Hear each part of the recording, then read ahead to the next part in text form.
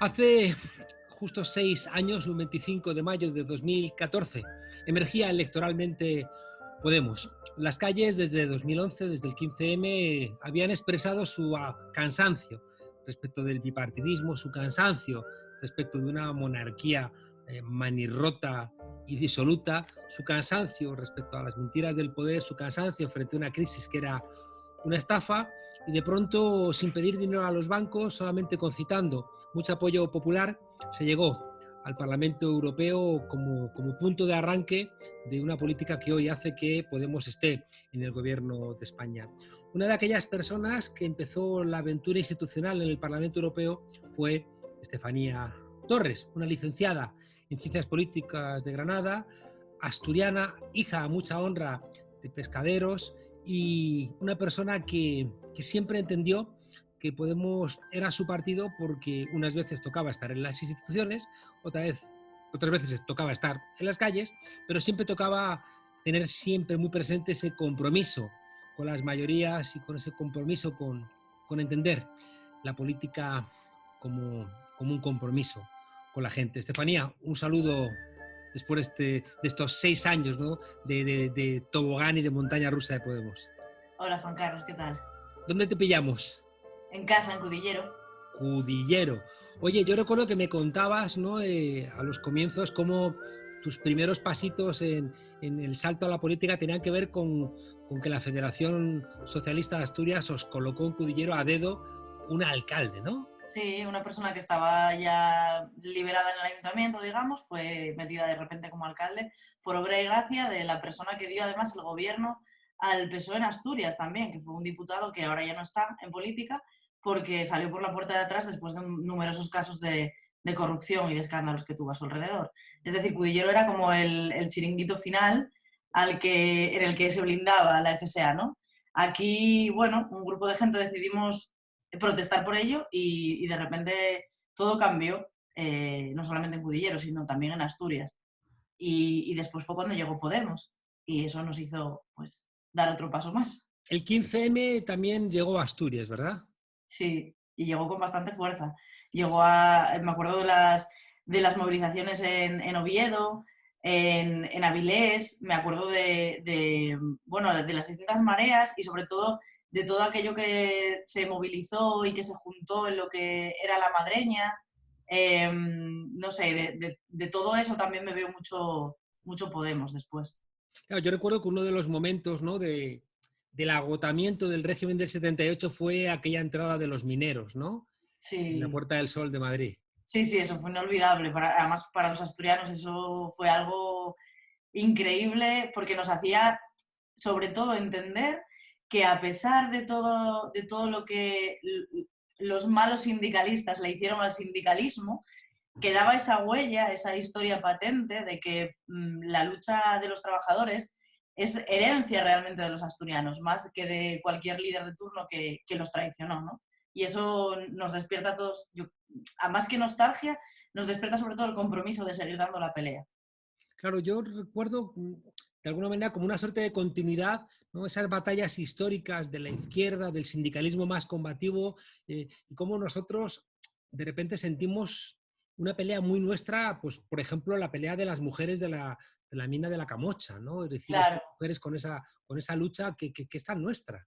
claro, es que las mujeres de la mina de la Camocha son de lo más preciado que tenemos en Asturias porque son incombustibles, porque son solidarias, porque son un faro para todas nosotras. Y nosotros, por ejemplo, en Podemos también tenemos a gente que es muy peleona también, como Cándido Carnero, que es un compañero muy querido por nosotros, que estuvo durante mucho tiempo peleando en primera línea, ahora está en segunda y en tercera, poniendo siempre el hombro para hacer que Podemos esté al servicio de las mayorías, de las clases trabajadoras, y él trabajó mucho también con las mujeres de la mina de la Camocha y en su día, con todo el conflicto alrededor de los astilleros, él también lo pagó incluso con cárcel, te quiero decir, o sea, que hasta ese punto. Y es gente que sabe que no hay que bajar los brazos nunca, que te puedes cansar, pero que no vale rendirse.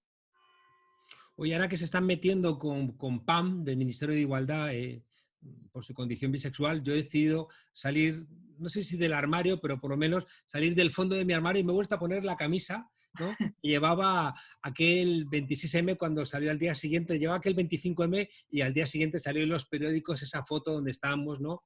Con Pablo y otros compañeros, bueno, pues celebrando la entrada en el Parlamento Europeo, ¿no? Con 5 eurodiputados.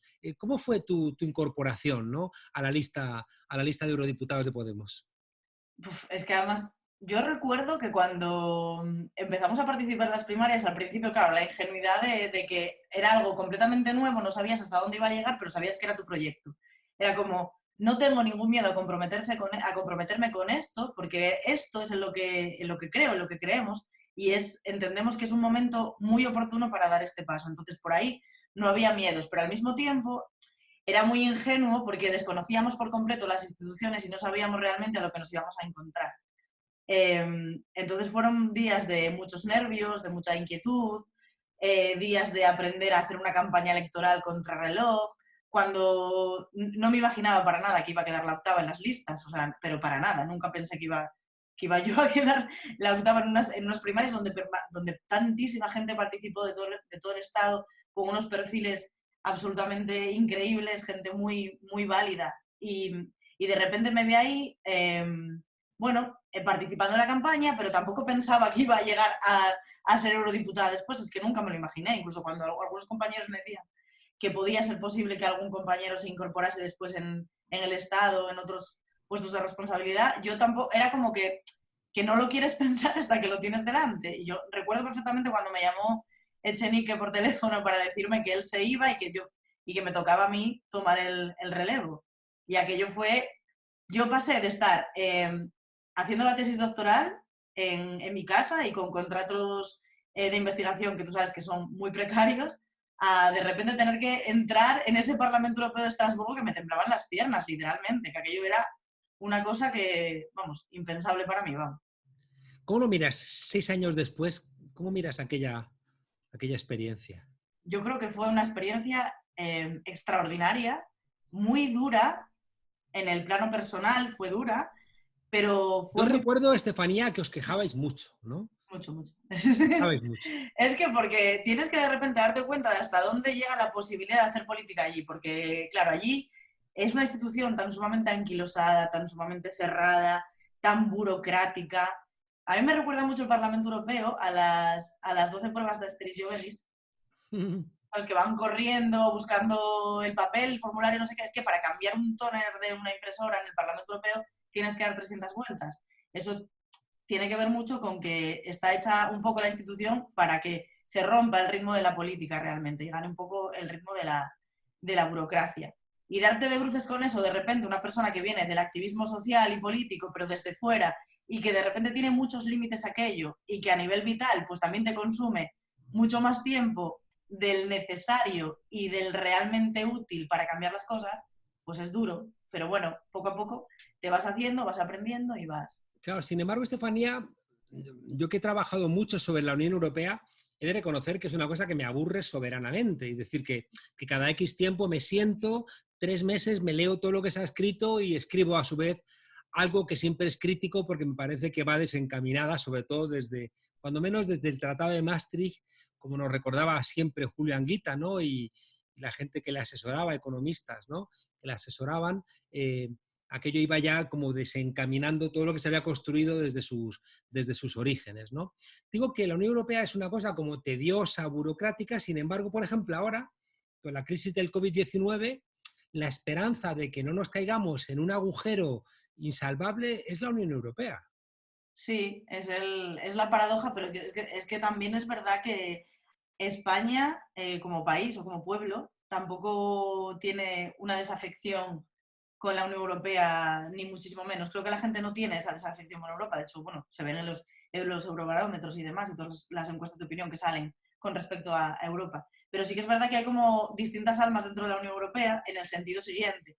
Hay una hay una Europa que es la que tiene que ver con el punto de vista económico, que te roba las lentejas cuando deciden que desde aquí hay que aplicar un memorándum que viene de allí sin pasar por el voto de la gente, pero hay una Europa que es verdad que apunta hacia otro tipo de derechos y que es la Europa social que falta reforzar y que es necesario reforzar, ¿no? sería bueno que se trabajase en esa dirección y sería bueno que quienes más se resisten a que Europa cambie se den cuenta de que la Unión Europea no va a sobrevivir si no transforma precisamente ese pilar, si no hace fuerte el pilar social, ¿no? Entonces, es tremendamente aburrida la parte de que nos tengamos que comer toda la burocratización y lo peor de la Unión Europea, pero políticamente es un campo que tenemos que batallar continuamente, porque si lo abandonamos, estamos abandonando las posibilidades de cambio real, yo creo. O sea, la Unión Europea es algo que está ahí y no puedes, no sé, pasar por encima o obviarlo o pensar que vas a poder romper en 2 días y hacer algo diferente muy rápido sin que eso tenga costes. Entonces, estás dentro y tienes que ser capaz de transformar, sobre todo, yo creo que el pilar social. Y creo que ahora mismo, en términos políticos, sí que hay posibilidades de dar un debate en múltiples niveles para que eso cambie. Es muy paradójico porque cuando emerge Podemos y decide que sea en las elecciones europeas, ¿no?, su primer caminar, tiene que ver, por un lado, porque el sistema electoral, ¿no?, en las elecciones europeas es mucho más representativo que el sistema electoral de las elecciones generales que arrastramos todavía del franquismo, ¿no?, desde la Ley para la Reforma Política, y que es radicalmente desproporcional. Y por otro lado también porque era más complicado que desde la izquierda se dijera, no, os presentáis y vais a debilitar, ¿no? Porque en el fondo las elecciones europeas a la gente le daban un poco lo mismo, ¿no? Y sin embargo, yo no sé si en estos 6 años hemos avanzado un poquito para darnos cuenta de que no hay soluciones que sean estrictamente nacionales y que las soluciones importantes, ¿no?, más allá de que España reindustrialice, que eso es una de las cosas que seguramente vamos a salir convencidos de esta crisis, ¿no?, y que la desindustrialización que puso en marcha Felipe González casi casi como un pago, ¿no?, por entrar en Europa, hay que revertirla, pero que al mismo tiempo que seguramente tenemos, ya digo, que reindustrializarnos, parece que tenemos que seguir construyendo, ¿no?, ese marco regional europeo como una medida contra los grandes problemas, contra el cambio climático, contra las pandemias, contra el eje, por un lado, China y por otro lado, los Estados Unidos. Y que si no, somos la esquina de la nada. Totalmente. Es que además Europa tiene como ese deber fundamental de ser como, no sé, no solamente bandera, sino bastión, diría yo, de un cambio absolutamente necesario en términos globales del sistema económico mundial. Es decir, a todos los niveles. O sea, poner en el centro lo que tú decías, una agenda verde realmente social, que tenga en cuenta que Europa no puede permitir que las cifras de 113 millones de personas en riesgo de pobreza y exclusión social vayan a aumento. Y ahora mismo, con la COVID encima y con todo lo que nos viene, además, los tiempos ameritan todavía más. Es decir, hay cosas que son inexcusables, porque además, cuando crecen los movimientos reaccionarios, es precisamente en estos tiempos donde puede asomarse la miseria y donde la política social no es efectiva. Europa tiene muchos instrumentos para hacer políticas sociales efectivas, pero tiene que ponerlos en marcha. Y para eso pues hay que hacérselo ver a quienes toman decisiones. Por eso también era importante no solamente estar en el Parlamento Europeo, sino poder tocar los gobiernos de los estados, porque claro, ahí en el Consejo de Europa es donde realmente se toman las decisiones más trascendentales. Entonces ahí es fundamental hacer una pedagogía continua, no solamente en el Consejo de Ministros, con nuestros compañeros allí, sino también, bueno, desde el Parlamento y desde todas las instituciones en las que podamos estar, pero sí, es fundamental. ¿Tú ves factible una unión de los países del sur que actúen como contrapeso de los países centroeuropeos y, bueno, y de sus patios traseros? Holanda o Dinamarca no dejan de ser patios traseros de Alemania. ¿Tú crees posible que con Portugal, con Italia, con Grecia, incluso con Francia, se haga un contrapeso mediterráneo a esa Europa central y del norte? Yo creo que es necesarísimo hacerlo para muchas cuestiones y que sobre todo si lo hacemos en términos de programa y de medidas concretas, a lo mejor incluso ahí se va a poder avanzar más. Habrá para otras cuestiones cosas en las que no vamos a poder avanzar de manera conjunta como bloque, pero sí que creo que es necesario que, por ejemplo, el artículo que sacaba Pablo hace poco con los ministros de Portugal, Portugal e Italia. hablando del ingreso mínimo, creo que va en la dirección de por dónde tienen que ir las cosas, a nivel de institución, sobre todo, del papel que tenemos que jugar. Y luego también hay un papel que tienen que jugar los los pueblos y la sociedad civil organizada, que es apuntar en esa misma dirección. Es decir, lo que no puede ser es que otra vez paguen no solo los países del sur como países, sino los pueblos del sur como pueblos. ¿Y por qué un país como Alemania va a decir, voy a ayudar a los países del sur? Hombre, porque, vamos a ver, Alemania fue ayudada muchas veces antes de la historia. Se trata de una solidaridad, además. Vamos, es que obliga, se supone, en teoría, y lo que dice negro sobre blanco el Tratado Fundacional de la Unión Europea es que la Unión Europea tiene que ser una unión solidaria. Entonces, si partimos de eso, Alemania ahora mismo tiene que... Bueno, y aparte hay otra razón. No sabemos hasta qué punto esta crisis va a pagar, a castigar a Alemania de una manera importante como está pasando en otros países. Es que eso no se sabe. Entonces, y teniendo en cuenta también la trayectoria de la Unión Europea y el papel que ocupó Alemania en su momento, en los distintos momentos históricos, también es como que se tienen que dar cuenta, sí o sí. Las decisiones últimas sobre la mutualización de la deuda, sobre la liberación de fondos, esta discusión de si tienen que ser transferencias, es decir, realmente donaciones de dinero para solventar un agujero y que no arrastren a toda la Unión Europea hacia abajo, o que sean préstamos que regresen otra vez el fantasma de los hombres de negro, ¿cómo lo evalúas? Yo creo que... O sea, te veo prudente, te veo pensando como que quieres ser prudente. Sí, un poco sí. A ver, quiero ser prudente porque no me gusta tampoco hacer muchas premoniciones muy adelantadas, pero sí que es que creo que la batalla es sobre todo política.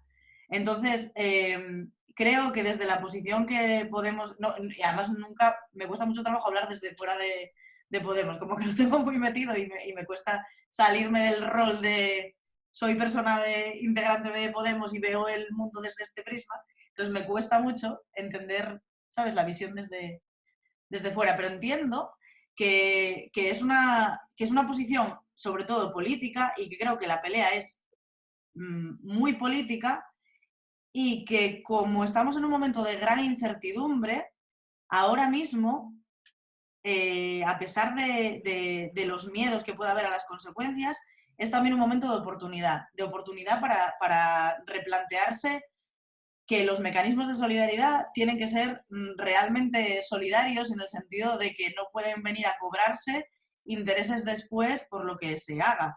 Bien es cierto que no confío para nada en quienes toman las decisiones al final, soy más de confiar en la democracia popular y en el pueblo llano, que son los que al final ponen el callo y las ganas y el sacrificio, pero sí que entiendo que es un momento de oportunidad y que es muy necesario que muchas personas que tienen cierta influencia para hacer calar mensajes políticos importantes ahora tomen la voz. Creo que hay, y esto ya al margen de la Unión Europea, creo que estamos en un momento en el que es muy necesario, al margen no, bueno, también tiene que ver, pero es muy necesario que la gente que tiene un altavoz tome partido y tome partido real. Es decir, estamos dispuestos a remover todos los mecanismos y a dar la cara hasta el final porque de esta nadie se quede atrás, o no lo estamos, o estamos dispuestos a no cambiar nada, a que las cosas permanezcan igual. Lo estábamos viendo ahora con el tema de la reforma laboral, lo estamos viendo con el impuesto a las grandes fortunas, que parece que hay quienes se comportan de manera, bueno, pues muy tímida, o que no quieren tocar nada porque resulta que Garamendi decide levantarse de la mesa de negociación, o que no están dispuestos a defender un programa o un pacto de gobierno hasta el final. Y nosotros ahí, creo que nosotros y la gente demócrata y que tiene ganas de un país y una Europa más solidaria y más justa socialmente. Tiene que alzar la voz y reivindicarse no solamente su posición, sino hacia dónde tenemos que ir. Y quienes tienen capacidad de tomar decisiones también lo deberían. Oye, Estefanía, para casi despedirnos, acabas de entrar en el Consejo Ciudadano Estatal, la tercera asamblea de Podemos. Podemos está en el gobierno. ¿Ha cambiado Podemos en estos 6 años? Yo creo que en esencia, a lo que venimos, no ha cambiado en esa parte, pero sí que ha cambiado en muchas otras cosas que era necesario que cambiara también. O sea, ¿por ejemplo? Por ejemplo, creo que era importante que dejáramos de pensar, creo que todavía no llegamos a eso, pero creo que vamos hacia ahí, que dejemos de pensar tanto en términos de marketing político o electoralismo político, que es importante para tiempos electorales y evidentemente es fundamental, pero que pensemos más en política, en programa, en proyecto, en sociedad civil organizada, en cómo vamos a trabajar con la sociedad civil y que seamos capaces también de pensar por nosotros mismos y lo que a nosotros, o sea, nosotros como Podemos queremos llegar a conseguir y no tanto en dónde nos va a situar el enemigo. Y con el enemigo me refiero al enemigo adversario, vamos a decir adversario, que es mejor que enemigo. Bueno, se comportan como enemigos, ¿eh? Sí, bueno, a Desde que ver. nació Podemos nos quieren Sí, encarcelar, sí, aniquilar, inventando totalmente. pruebas, con una policía política, o sea que Total, enemigos total. no está mal visto. Yo creo que tuvimos momentos muy de debilidad porque hubo quienes se dejaron un poco llevar por los marcos que nos marcaban los demás. Y eso me parece que es peligroso, que uno no puede dejar de defender lo que cree porque el adversario político te quiera situar en tal o cual sitio. Tú no puedes perder la hoja de ruta, que es muy clara además, que es un programa, que es de la mano de las clases trabajadoras, de las clases populares y que es a lo que vinimos. A partir de ahí, que tengas que llegar a acuerdos para aplicarlos desde el gobierno porque tienes una posición institucional diferente, eso es otra cosa. Pero no puede ser el enemigo el que te marque completamente ni el debate ni mucho menos el mensaje, porque entonces ¿Tiene, estamos cayendo ¿Tiene Podemos pendiente la construcción del partido? absolutamente. Yo creo que totalmente. Pues ya va 6 años, ¿eh? Ya podría dedicarle un poquito de tiempo. Eh, sí, no, pero claro, es que hubo muchas citas electorales y estábamos muy marcados por el marketing político electoralista, lo que te decía antes. Entonces creo que ahora sí que es el momento de arremangarse de una buena vez y ponerse a hacer escuelas de formación interna, caminar todos los territorios, hacer encuentros y, y debates con personas con personas no, con colectivos destacados de la sociedad civil para tejer alianzas y generar un músculo militante que necesitamos fuera de las instituciones, porque sin él no vamos a conseguir nada. Entonces, Necesitamos una FAES de izquierdas, ¿eh? absolutamente, absolutamente. Yo sabes que pienso eso totalmente, estoy completamente de acuerdo contigo. Oye, Totalmente. nos vamos, Estefanía Torres. Oye, ¿y cómo se vive en un pueblo tan pequeño y tan hermoso como Cudillero el hecho de haber sido europarlamentaria de Podemos? Yo es ¿Qué que te soy dicen igual. los vecinos, las vecinas, tus padres, el entorno? Yo es que soy igual que antes, es que la verdad que estoy igual que antes. Bueno, cuando era eurodiputada lo mismo, entonces no tengo ninguna sensación así como extraña por mi parte y supongo que la gente igual, porque sigo siendo la Anita de Selica, sigo siendo la de la pescadera y ya está. Y es que es como debe ser, ¿no? O sea, uno está en política el tiempo que es necesario estar, pero sobre todo sin perder la esencia de lo que uno es. Qué idiota, qué idiota. Recuerdo Félix de Azúa de Ciudadanos, ¿no? Ya queriendo insultar, ¿no? A Ada Colau diciendo pescadera, ¿no? Como si no Sí. viniéramos de ahí. Yo escribí un artículo contestándole Sí, al me acuerdo, tipo. me acuerdo.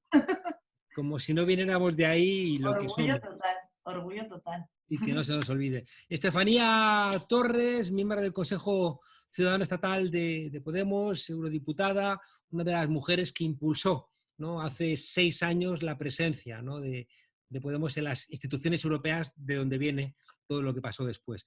Muchas gracias, un fuerte abrazo y personalmente quiero darte las gracias por eso, por hacer lo que pensamos en los orígenes que era, ¿no? Que puedes ser eurodiputada, estar en tu pueblo, seguir siendo la misma persona y de alguna manera que la gente identifique que estamos en la política pero seguimos siendo los mismos. Muchas gracias, Estefanía. Gracias a ti, Juan Carlos. Un abrazo muy fuerte. Un abrazo.